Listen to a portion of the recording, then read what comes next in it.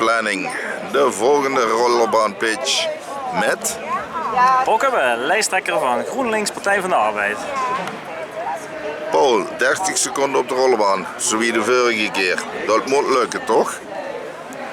Gaat wel lukken, gaat wel lukken. Gaan we hem doen, kom. Stem 18 maart voor een groene, levendige en sociale gemeente. GroenLinks Partij van de Arbeid in Sittard-Geleen wil zich inzetten voor levendige stadscentra.